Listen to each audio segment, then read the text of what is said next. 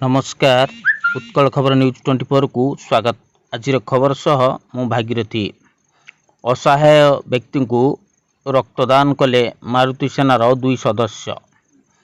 पुरी मुख्य चिकित्सालय परिसर में चिकित्सित होइतिबा असहाय व्यक्ति मानकु पुरी जिला मारुति सेनार सदस्य बलभद्र सासमल और संतोष दास रक्तदान करी सेना पई गौरव आनी पारिछंती।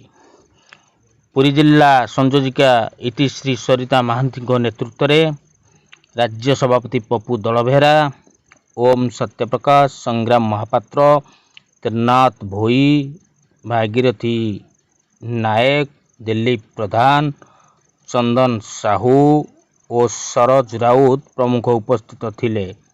पुरी भागीरथी स्वाई की रिपोर्ट, उत्कल खबर न्यूज।